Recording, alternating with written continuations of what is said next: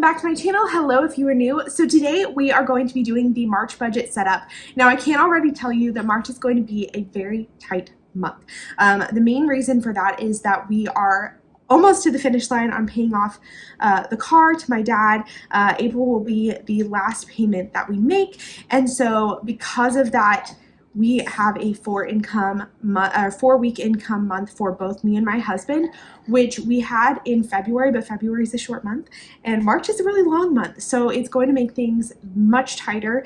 I am trying to plan ahead as much as possible. And then of course, end of March, beginning of April, I am going to be making my purchases for the quarterly purchases. So if you guys don't know, I'm going to hopefully make a video on this, testing out, seeing how it goes, but I'm going to try and make everything that we need for the next quarter, fresh stuff not included, meals, stuff like that not included, as much as I possibly can. I'm going to purchase it for the whole quarter so I don't have to constantly be making shopping trips, which will hopefully save gas and also stop those random purchases that suddenly get made when you just find yourself at the store that are not on the list, things like shipping, things like that. I just want to get as much as I can shipped, ready to go, and taken care of.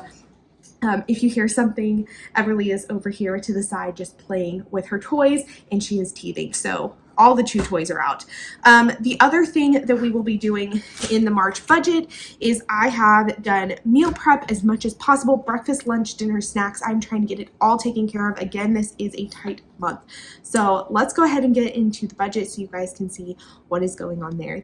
Okay guys, so let's look at March income. So for March, we have 4 weeks of both me and my husband's income, leading us to just over $7,600. Now, even though that's a ridiculous amount of money, this is a very, very tight month due to the fact that we've done a lot of spending and our funds have really been depleted. For reimbursements, my grandma is zeroed out, other is zeroed out, and my husband has a negative, so his work owes him money, but he actually has the check sitting on our counter. We're taking it to the bank. When I'm filming this, it's the last week in February, so we will take it then. Then for giving, I have $200 going into gifts, and for giving, we do have money in the fund, so I'm going to utilize this due to the fact it's such a tight month for our giving.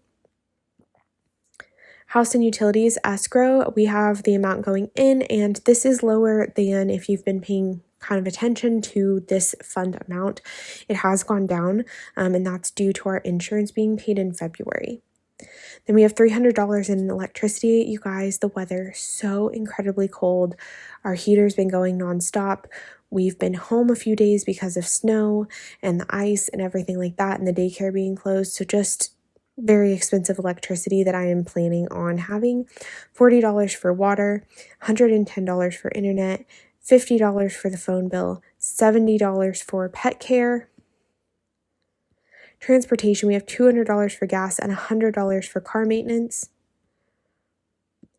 For food, we have $200 in groceries, $100 in restaurants. Everly has $123.75, and this was just kind of everything that I could possibly come up with that was left over to put in her fund. For lifestyle, we have $60 in entertainment for both me and my husband, $0 for clothing, $0 for hair and beauty. I am getting my hair done in March. I'm getting it done quarterly, so the last time I got it done was December, but there's money in the fund for that. Again, utilizing those funds. Household maintenance is looking pretty low for household maintenance, so we're just going to have to kind of watch that. Investments come out as normal. Spotify Hulu comes out as normal. Nothing in yearly subscriptions. And daycare, you guys, it's a 5 Monday month, which means $995. This is another reason things are tighter than normal, is because both of us are on 4 week paychecks instead of one of us having 5 like normal, and then also 5 weeks of daycare. Insurance benefits card, medical is looking really good, and life insurance is looking really good. Insurance, so car tags, car insurance, just planned stuff there. You guys, taxes. So we are getting our taxes done in March, and I am really, really hoping that we do not owe money. I am really hoping that we get some back. I don't want to get too much back because that means we've done a horrible job kind of balancing everything. But I'm hoping due to the child tax credit and just the fact that I've set aside half of my bonus, that minus what comes out of this for paying the person that does our taxes, that the rest of this goes towards our goals, rebuilding our funds, things like that. That's my goal. And then we'll just leave the $42 in here for March and start building for next year. Car insurance, like I said, we have $200. I already covered that, you guys. Debt, $2,000 going to the car. That leaves $1,300. That means in April, this will be paid off, and we will have that extra income going towards our goals, going towards those funds. It will be there, which is really exciting. And then we have our mortgage payment. I have our mortgage payment scheduled for the 3rd, and then I have our $100 extra principal payment scheduled for the 7th, and then I'll update the balance afterwards. We do not have anything going, unfortunately, into our goals or emergency fund or really anything else. There's just not any extra money left. But again, I'm hoping due to us paying off the car and having the extra money per month. And then in addition, I'm really working on doing that quarterly stock up so I don't have to go make random runs to the stores, which will hopefully save on random purchasing, really planning ahead and meal planning that we will have that extra income and be not extra income, but be spending less.